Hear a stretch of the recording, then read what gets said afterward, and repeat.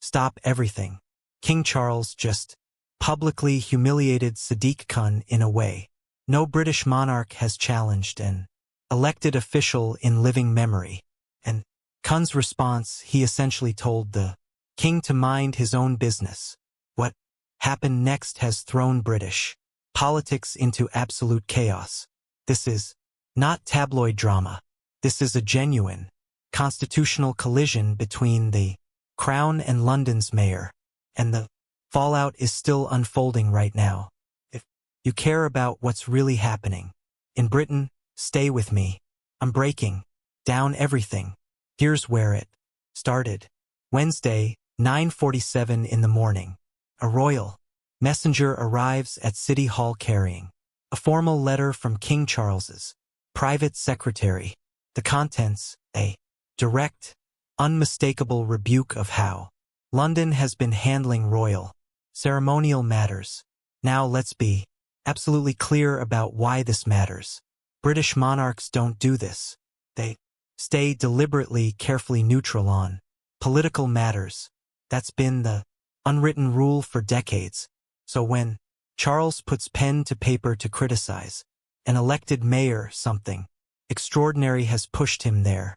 The letter, confirmed by palace sources, expressed grave concerns about London's treatment of royal ceremonial routes and processions. The language was diplomatic. The message was not. If this story matters to you, hit subscribe now, because this situation is developing by the hour and you'll want to see what happens next. So what actually drove the king to take this unprecedented step? According to multiple sources, tensions have been building for 8 months.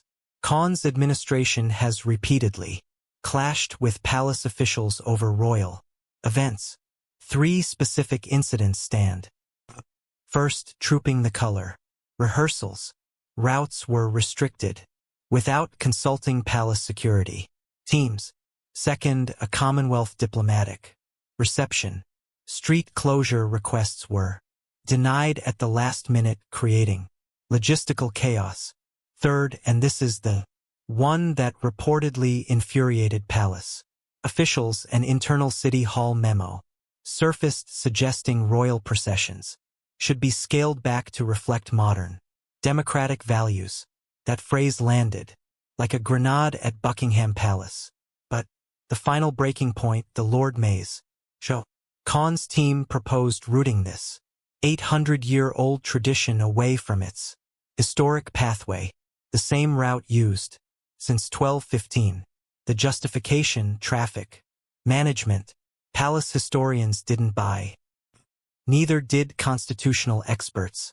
The pattern was clear. London's administration was systematically reducing the visible presence of the monarchy in the capital. Charles decided enough was enough.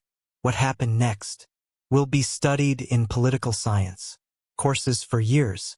At 2:15 that afternoon, Sadiq Khan stood outside City Hall, faced the cameras, and delivered a statement that constitutional lawyers immediately recognized as explosive.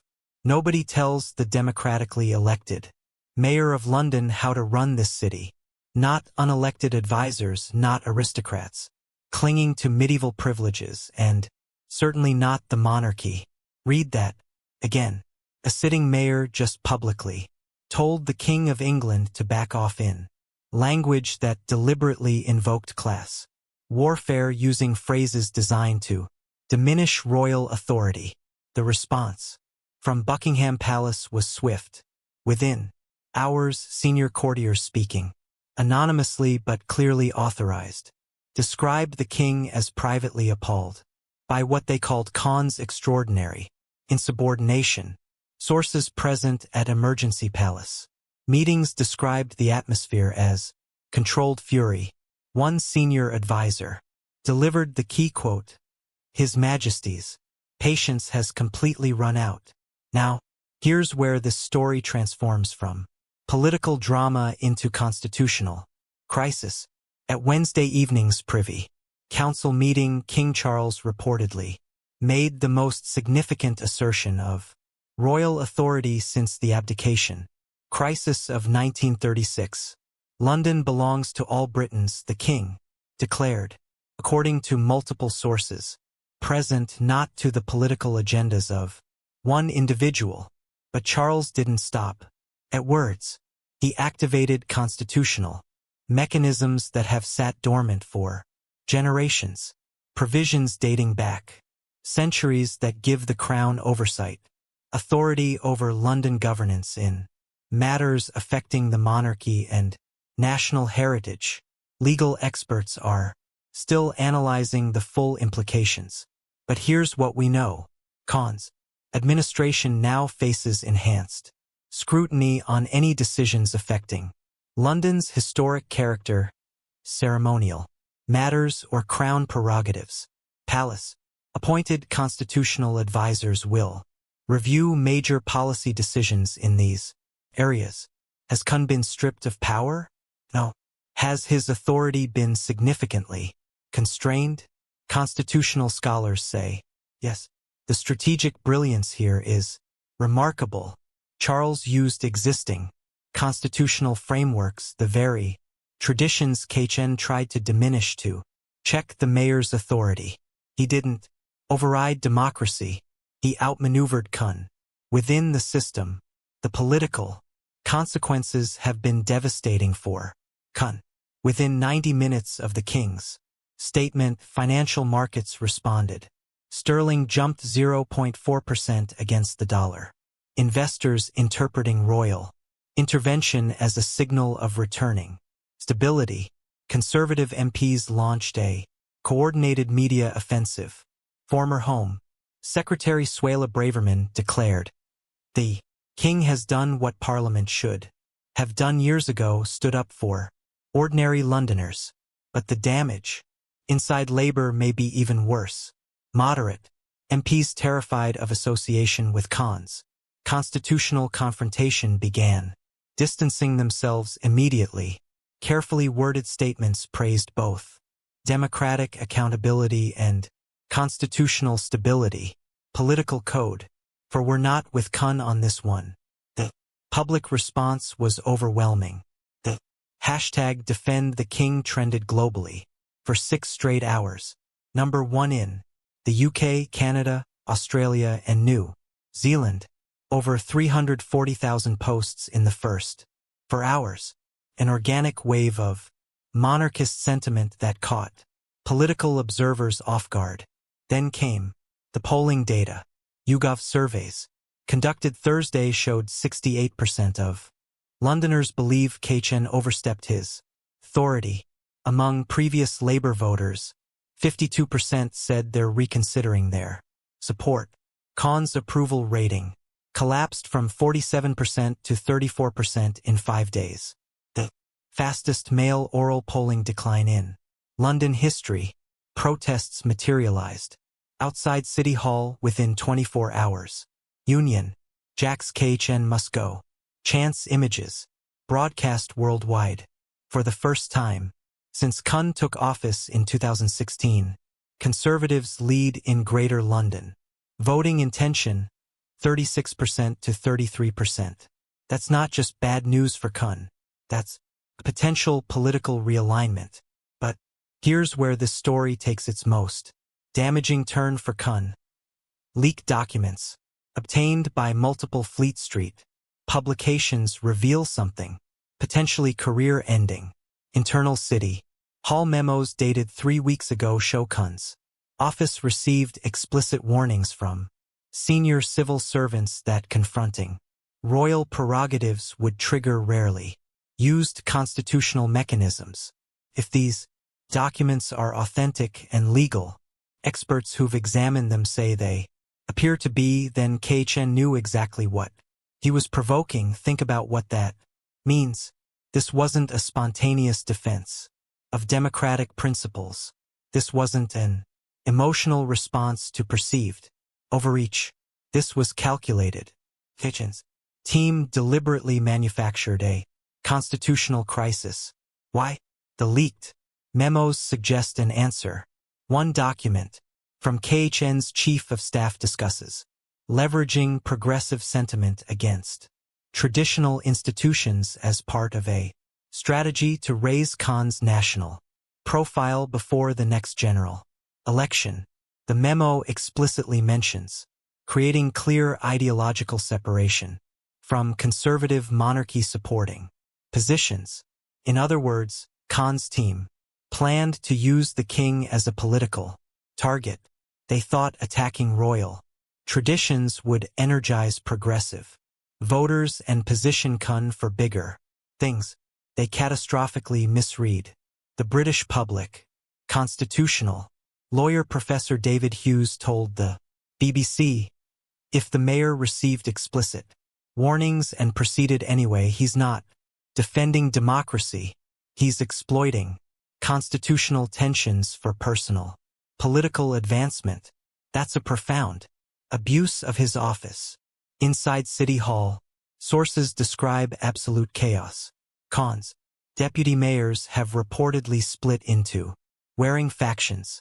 Some are urging immediate apology and damage control.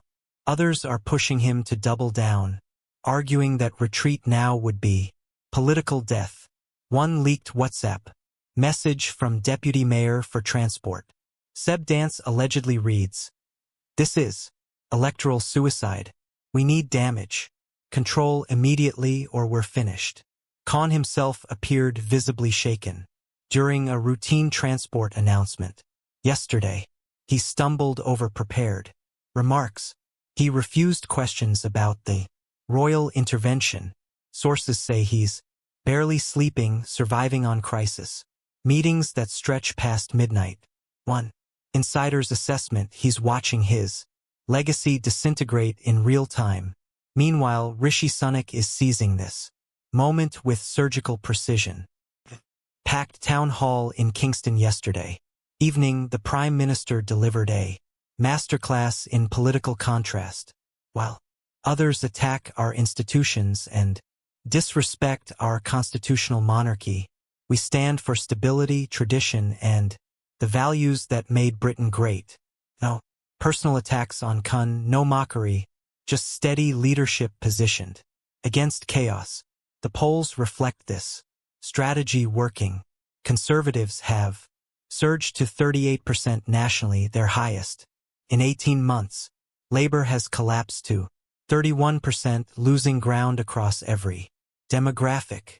The international response has been uniformly brutal for Khan.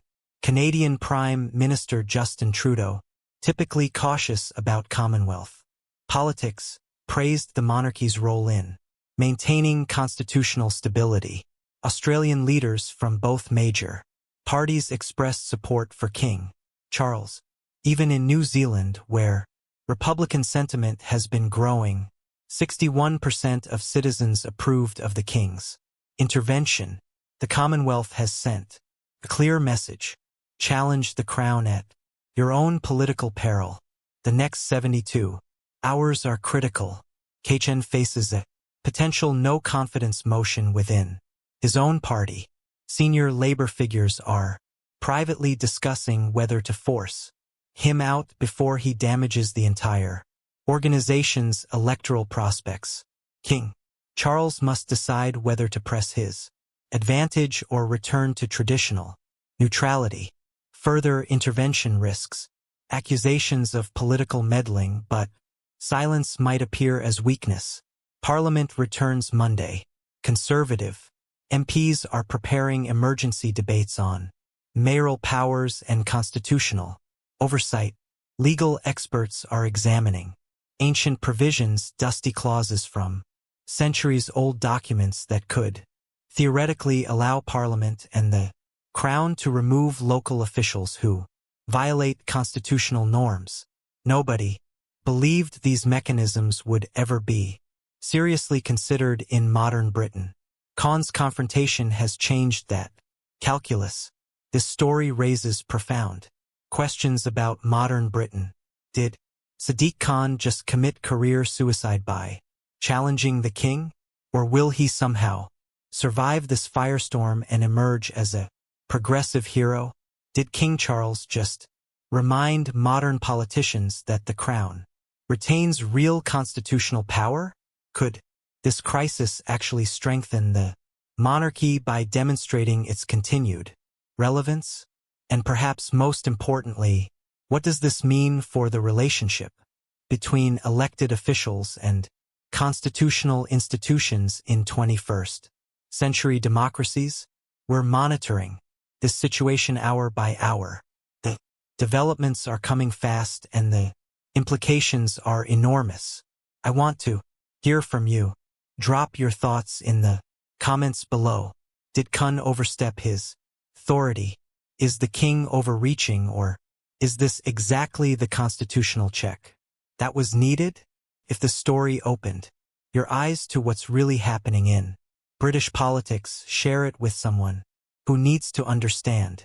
And make sure you're subscribed with notifications on, because when the next chapter of this constitutional showdown breaks, you'll want to know immediately. This crisis is far from over. The next 72 hours will shape the future of London's leadership and possibly redefine the role of the British monarchy in modern governance. Stay informed, stay engaged. I'll see you in the next